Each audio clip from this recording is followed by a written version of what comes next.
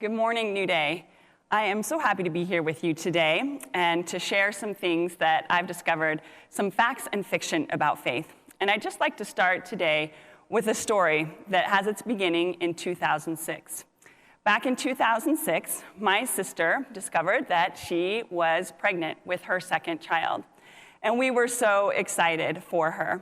Then she had an ultrasound, and she announced that that baby was going to be a boy. And we were even more excited. And I was selfishly excited because I have a son, and they were going to be less than a year apart. And we all know how fun that is to have a cousin your own age. Well, her pregnancy progressed, and they did another ultrasound. And this time, we were not so excited. They discovered a very serious lung defect in this baby. And at that point was when I began to pray. And when I began to enlist all my friends to pray, anyone who would listen to me, I asked them to pray. A few weeks after they discovered the lung defect, my sister went into preterm labor. And at that point, I remember the doctor coming out and telling us, what would this be like if this baby was born today? And the prognosis was not good. So we continued to pray, and they were able to stop the preterm labor. They decided at that point that my sister needed to be on full-time bed rest. But my sister lived 40 minutes from the nearest hospital, and that hospital was not capable of handling a baby with a defect like hers. So she came to my house in Parker. And it was over those days and weeks ensuing that I fell in love with this baby that she was carrying. I heard from God, I thought. I had this feeling, I thought, that baby was going to be okay. And we continued to pray. People sent me prayers via email. This was before you had phones where you could text on, but they sent those prayers, and they meant the world to me, and I truly believed that God was going to heal that baby. That's why when a few weeks later, and she was around 36 or 37 weeks pregnant, we went to one of her regular doctor's appointments, and they said, Sherry, it's time for us to induce labor. That's why I was not that worried at that moment. I proceeded to take her to the hospital. Her husband met her at the hospital. And then I began the wait in the waiting room. I continued to pray in the waiting room. I saw families come through that waiting room with balloons and flowers and stuffed animals because the labor and delivery ward is supposed to be the happiest place in the hospital. And I had this hope in my heart that it was going to be a happy place for us too. And then my sister's husband came and got me, and he said, Shauna, Sherry wants to see you. And so he took me back to the hospital room, and my sister was in the hospital bed, and there was a flurry of activity surrounding her baby. And she said, Shauna, I need you to pray. And I dropped down right there on my knees in that hospital room, and I prayed out loud to the God of heaven, and I held my sister's hand. And before I finished that prayer, I heard some of the worst words I've heard in my entire life. And those words were, I'm sorry, Sherry, there's nothing more we can do. And it was at that moment that my heart was broken, and you can see it still is today. And it seemed like my faith was being crushed at the same time. I had prayed, and I had prayed so many times, and this was not what I had prayed for. Here we were, crying and holding a lifeless baby. I just couldn't believe it. I felt at that moment like my faith meant nothing. And so in the coming days and weeks, I was angry with God, and I struggled and I fought with God, but I didn't give up. You know what? I did this sermon at home so many times and I never cried, so I don't know what that is about. I think it's that video that we saw before this. So I went searching for God, and I went searching for faith because I felt like that's what I was missing. I must be missing faith, is what I thought. I needed a formula, and I thought, God, you tell me what to do, and I'm going to do it. That's the kind of person I am, because obviously, if I had more faith, this would not have happened. And I'm guessing that many of you out there watching today have had similar conversations with God. I've seen and I've heard of your struggles. We wonder, why do bad things happen to good people? Why was it your mom that died of cancer? Or why was it your job that was cut? Or why are you graduating in the year when there is probably going to be no graduating? We wonder if we had more faith, if these things would not have happened. And we also wonder other things about faith. We wonder if faith means we have to dismiss science. We wonder if faith means that if we don't obey all the time, it means we have no faith. We wonder if faith means we have to deny our experiences and numb our minds. We wonder if being a Christian means we have to put ourselves into a box, that we have to have blind faith. So when you're having these feelings, where do you turn to find the answers about faith? Well, ever since I have started to explore this whole Christianity thing, I have been looking. I'm telling you, I have been looking for the formula for faith. I want clear, easy answers. And most times when I would see a Bible study or an article or a book about faith, I would read it and I would come away feeling like something was not there, like the answer just wasn't there, that something was lacking. And then back in 2006, as I faced this crisis in my faith, I turned, of course, where would you turn in the Bible? You would turn to Hebrews chapter 11, known as the faith chapter. And I also turned to Adventist pastor Jack Sequeira and the Bible study he had written on that same chapter. And the things I learned there were so meaningful to me.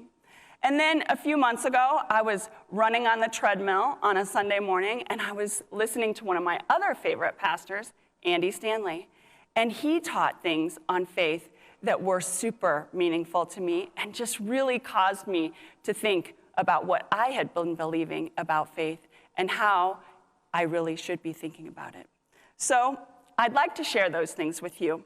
And I've been praying that they will be a blessing to you, or maybe to someone you know who has felt like their faith was lacking because of situations in our lives. So before we dive into Hebrews 11, I thought we should put some other facts on the table about faith. And where else should we go about faith than to Jesus? So let's see what Jesus said to his disciples about faith. And this is recorded in the book of John. Jesus actually said to his followers, if you're having a hard time believing me, then don't just take my word for it. Believe based on what you've seen. And we find this in John chapter 14, verse 11. Believe me when I say that I am in the Father and the Father is in me, or at least believe on the evidence of the works themselves. So here we see the original version of Christian faith, and it did not require us to numb our minds, to deny our experiences. Jesus' original followers were not asked to not look at certain things, or to pretend, or to just believe. They were asked to believe based on the evidence, which is our first fact about faith. Now, if we go to Hebrews 12, which I know is kind of like reading the last pages of the book before you get done with the book, which don't tell people, but I kind of like to do that. Anyway, in Hebrews chapter 12, verse 2, the author says to fix our eyes on Jesus, the pioneer and perfecter of our faith.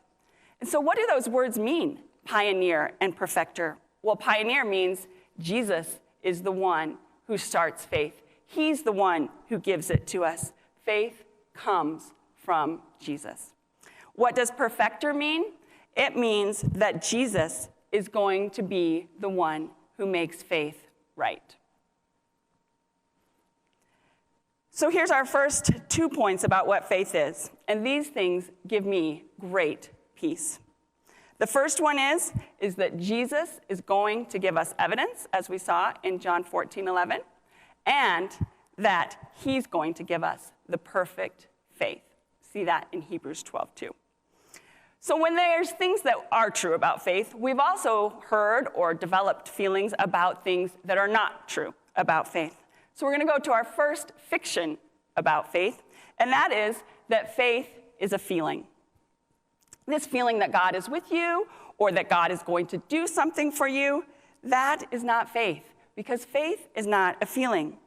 And this really hit home for me when I studied that Bible study by Jack Sequeira. He says, the real issue in times of trouble will be between your feelings and your faith. When you face a crisis, your feelings will say one thing, and your faith will say another. You have to choose. And when I read that, I decided I was going to have to choose. Was God real, and was he there? Was he worth following? And how did I make my choice? I made it based on evidence. There's evidence all around me and all around you that God is real. I looked at and studied things in the human body that are absolutely incredible. Like if you think of our eye and how it is probably the most incredible computer ever made, I looked around me in nature and I saw the variety of animals and the intricacies of the balance in our world, and I knew, because of this evidence, that we serve a creator God.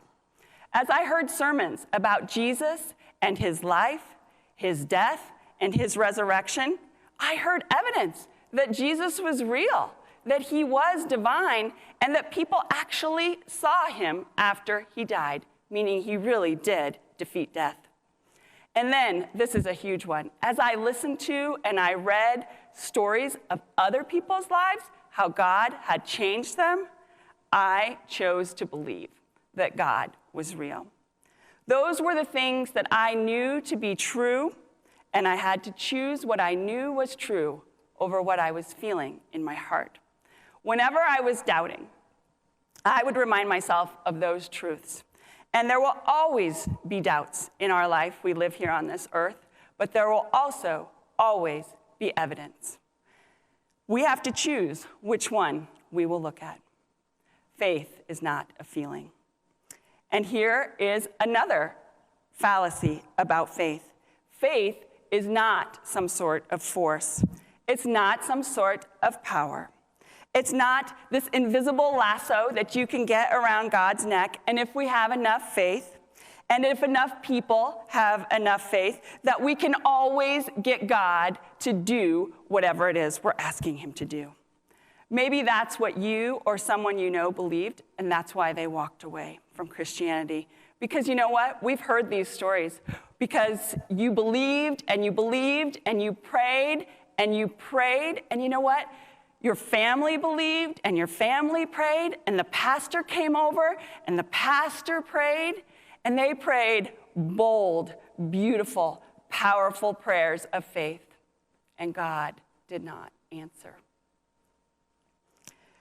And when God didn't answer those prayers, you began to wonder, is God a God that can be trusted? Is God even there at all? But faith is not a power or a force we tap into. Do you know what that's called? That's called magic or paganism. That is not Christian faith. And then there's one more fiction about faith. And unfortunately for people like me who love a good formula, faith is not a formula. It's not something you have to figure out. It's not something that you push a certain code and then God starts spitting stuff out. So what is faith if it's not a feeling, a force, or a formula? Well, here is where we're going to turn to the book of Hebrews and see. I'm guessing that most of you have read this many times or heard it, and probably many of you even have it memorized. But I'm hoping that we can look at it today in a way that can make it simple and easy to understand. Hebrews 11:1 says, "Now faith is confidence in what we hope for, and assurance about what we do not see." So by starting this way, the author of Hebrews is giving us a clear definition of faith. He says, faith is, and let's look at a few of those words, like the word hope, right? What does hope mean? It means that we're hoping for it to be so, but there's no guarantee. And you know what? There's many things in our lives we hope for. You hope to get a raise. You hope to get an A on a paper. Some of you hope to get married or even to go on a date. And faith happens when Hope so becomes confidence that it will be so. And what has to happen either inside of us or around us to make that confidence appear from hoping? How do we get from, I don't see it, but I'm absolutely sure I am going to see it? And it appears here in Hebrews that we don't get an answer from the author, but I think if we look at our examples, we're going to see that the author had very clear evidence as to what would happen. So if we take our example of the raise, you're hoping for a raise. Well, how do you know that you're going to get a raise? When do you have faith that that's going to happen? You have faith that that's going to happen when the boss walks into your office and the boss says, so I bet you've been hoping for a raise, and the good news is I'm going to give you one. That, when your boss makes that promise, that's when hope goes to faith. That's when you pull out your phone and you send a text to your spouse or your parents or your roommate and you say, I'm going to get a raise. You don't say, I hope I'm going to get a raise. No, you have faith that it is going to happen because your boss promised it. That's when hope becomes faith, when the assurance that something is actually going to happen becomes real to you. There has to be a promise made by someone trustworthy. Now, it went from, I hope so, to it's going to be so. So if we go back to the text, and if we were to say it maybe in a different way, in different words that we put our own words to, we would say, faith is confidence that God is God and will do what he promised to do. The verse actually says, now faith is confidence in what we hope for and assurance about what we do not see. And it really makes sense. You get the assurance when you get the promise from someone who's trustworthy. And then verse 2, it says, this is what the ancients were commended for. And what does it mean by this? What is it talking about? It's saying it's this kind of faith, the faith that comes from evidence and from a promise made by someone trustworthy. And the next 35 verses in Hebrews 11 go into this long list of people we call faith heroes. They are the ones who are commended for believing, for having faith. He uses the words, by faith, this hero did that, and by faith, this hero did another thing.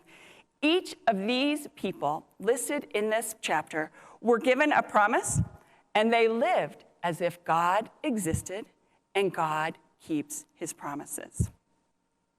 That's what it means to live by faith. One of the faith heroes that you've probably heard of was Abraham. And Abraham left home. Do you know why Abraham left home? He didn't leave home because he just grew to be 18 or because he wanted to live closer to work or to school. No. Abraham left home because God told him to. And Abraham did that in faith because God had made a promise. Abraham believed God's promise and acted on it. That is faith. Another faith hero mentioned in Hebrews 11 is Gideon. Now, the story of Gideon is quite incredible. And if you have not read it in a while, I would highly recommend you go visit Judges 6 and 7. And the part we remember about Gideon is that Gideon went into this valley of Midianites. And you know what? Do you know how many people were with Gideon? 300. And he was outnumbered by about 200 to 1. And guess what? He won the battle. That's the part of faith we remember. But if you read the entire story, you'll see that Gideon was doubting that God was even there for them until God made him promises and God showed that he was a God who keeps promises. After seeing God's promises fulfilled in his own life and in the lives of his ancestor, then Gideon was ready to live in faith and believe that God is God and will do what he promised to do. Another faith hero most of you have heard of is Moses. Now, Moses left Egypt. He narrowly escaped with his life, right? And then, as we know in the story, Moses went back to Egypt. Why in the world would you go back to a place where they wanted you dead? Well, Moses went back because God made a promise. God said to Moses, I'm going to use you to free my people from the Egyptians. And we know that God came through on that promise. Faith is simple. Faith is believing that God is and that God keeps his promises, not based on a feeling, but based on evidence. Now, here's a really cool thing about all these people in Hebrews 11. They were commended in this chapter for responding to God's promise, and all of them, every single one of them, would have believed in God's promise of a Savior that was going to come for the whole world. And God spoke to Abraham about the Savior and promised it to him 2,000 years before Jesus even came into the picture. So before Jesus shows up, God makes Abraham this promise that all of these other faith heroes would have known about. So they not only lived their lives by faith to the promises God made directly to them, but they lived their lives in faith that God would come through on the promise of a Savior for the entire world. And here's what God said to Abraham in Genesis 12:2. He said, "I will make you a great nation." This is the first promise, right? And did Abraham eventually become a great nation? Yes, he did. And I'm willing to bet that no one here watching has ever known any other single person besides Abraham who became a great nation. And the verse continues, "And I will bless you. I will make your name great." God told Abraham that he was going to make his name great over 4,000 years ago and thousands of miles away from wherever you're listening. And now we all know that this happened, and we know who Abraham is, which proves he did make Abraham's name great. But that is not all. Besides promising and fulfilling to make his name great, God says that Abraham will be a blessing. And all peoples on the earth were to be blessed through him. Now, this was not the way of life back then. You know, today we talk about how we want to be a blessing to other people, but back then, that is not the way nations work. Nations wanted to conquer, they wanted to kill, they wanted to enslave, and they wanted to plunder other nations, not bless them. But God said that something different was going to happen through Abraham. He says, "I'm going to make you a great nation, and I am going to bless you, and not just the people nearby you, but through you, I am going to bless the entire earth." That's the story of Jesus coming the first time. It was the fulfillment of a promise made thousands of years ago. And now today, all over the world, Christians consider themselves blessed, and they have faith because we have a God who keeps his promises. Jesus came here, he lived a perfect life, and then he died a sinner's death, but yet he defeated death and rose from the grave. So now we go back to Hebrews, and it says, all these people, and it's talking about all those faith heroes, a few of which that we just went over, were still living by faith when they died. What does that mean? It means that all of these people believed that God was going to do something for the world through Abraham, but they didn't get to see it happen. They died before it happened, but they lived by faith. They lived believing that God is God and God keeps his promises. Even though they didn't get to see it, they still believed.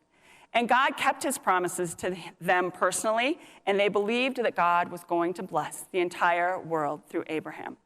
None of these faith heroes in the Old Testament assumed that they could faith or force God into anything. That's not to say that they didn't pray, because we know that they certainly did. It's just to say that they didn't think of faith as magic or as leverage. They believed God was God and that he could be trusted. God could not be manipulated. God was to be worshiped.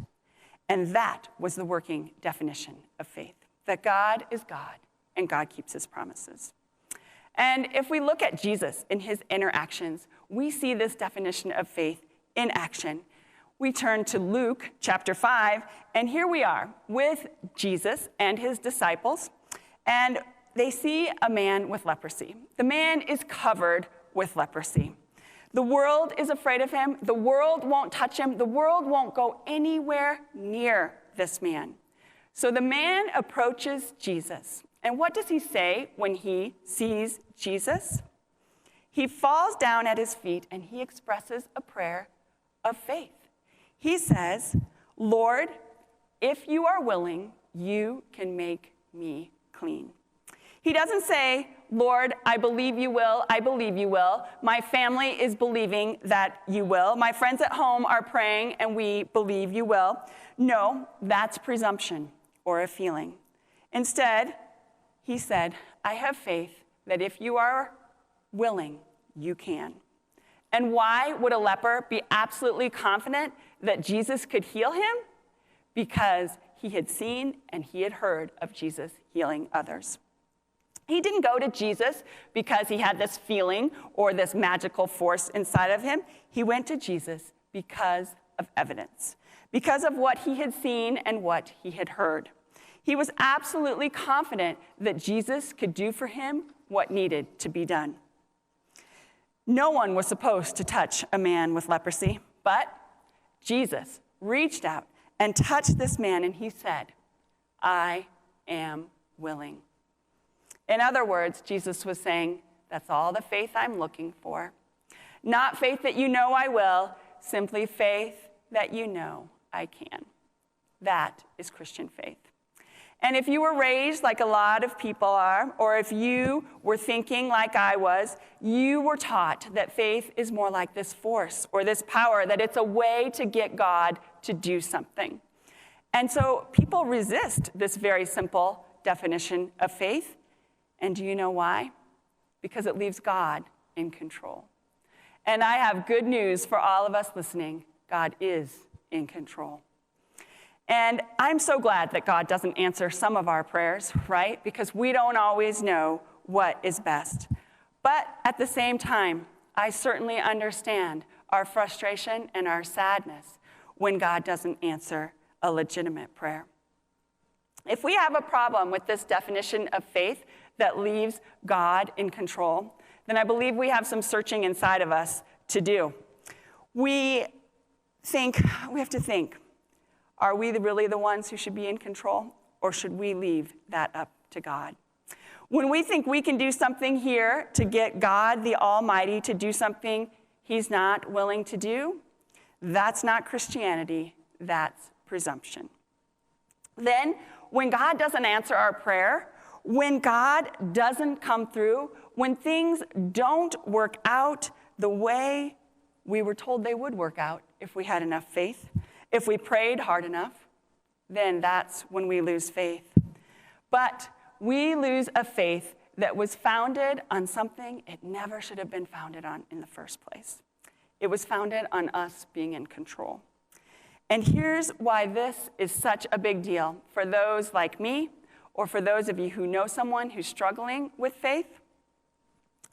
It's a big deal because we are holding God accountable to things he never promised us in the first place. You know, if you grew up with the vending machine God, that if you put in enough prayers, if you put in enough time in your Bible, enough time at church, enough money in the offering plate, then God is going to spit things out. If you grew up with the version of faith that said that bad things don't happen to good people, of course you lost faith, because that's not Christian faith. God never promised any of those things. God did not demonstrate his everlasting love and concern for you by promising that nothing bad would happen. We can look right at Jesus' life and see that. He did not demonstrate his everlasting love and concern for you by promising to heal every illness. He did not demonstrate his everlasting love and concern for you by promising you a flawless, perfect life. But God's promise is far more amazing than any of those things. How did he demonstrate his everlasting love and concern for you? It says right in Romans, God demonstrates his own love for us in this: while we were still sinners, Christ died for us. This is how he demonstrated his everlasting love and concern for you. He died for us so that we could live together with him forever in heaven. The trustworthiness and awesomeness of God was settled at the cross, not at an answered prayer. And I want us now to have an illustration that can make this even more clear to us. I have a helper who's coming up here to help me with this because I think it's going to be a little messy, just like our lives. So sometimes we don't feel God's love, right? So Harrison, can you show us what that feels like? Go ahead. Okay, good. Safety glasses, safety first. Yes, because when bad things happen to good people, it feels like this. Yes, it feels like that. Awesome. I hope you can see that at home. Thank you very much. Or when we make difficult choices, poor choices, putting on my glove here because this does get messy, okay? When we make poor choices, it kind of looks like this, right? It's hard to see through onto the other side. Get to more of this. It is so hard to see when we make poor choices or when bad things happen to us.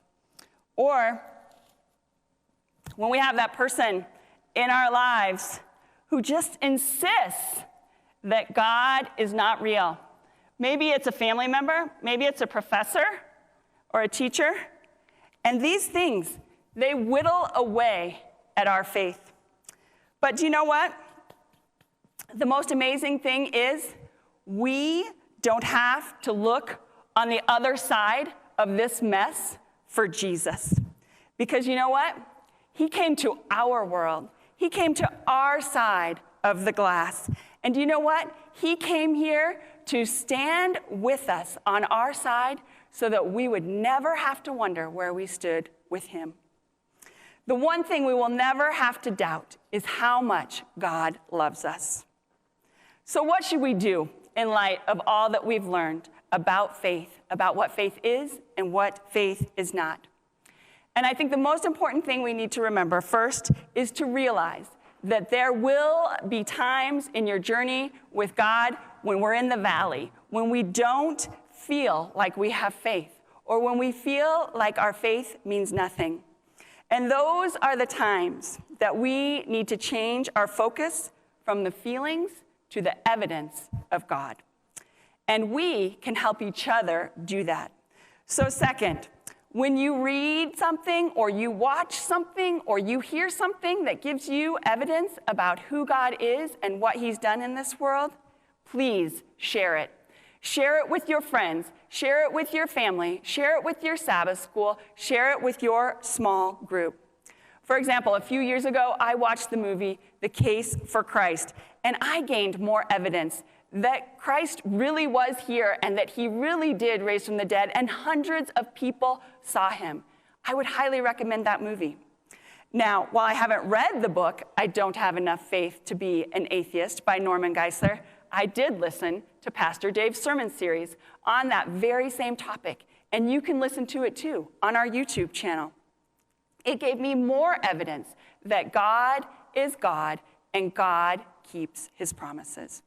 When God does something amazing in your own life, please share that too. That is something no one can refute. That is your story, your testimony. And third, remember this. We have been invited that no matter what has happened, or if you've doubted, or what you've done, you've been invited to fix your eyes on Jesus. Not because of faith, but because he's provided us enough evidence to believe. There will always be things we don't know, things we're not sure of, but God's love for you should never be one of these things. And it won't be. If you take your eyes off of this stuff, off of the people, off of the broken promises, the institutions, and the hurt, these things over time may have whittled away at your faith, but if you will fix your eyes on Jesus and the amazingness of his love for you, what should your faith be fixed and fastened to? not to a person, not to a church, not to any institution, but to Jesus. So let's do that together. Let's remind each other of what God has done in our lives. Let's remind each other of the evidence that God is real. And let's remember together that God is God, and God keeps his promises while he's walking right beside us on this side of the glass.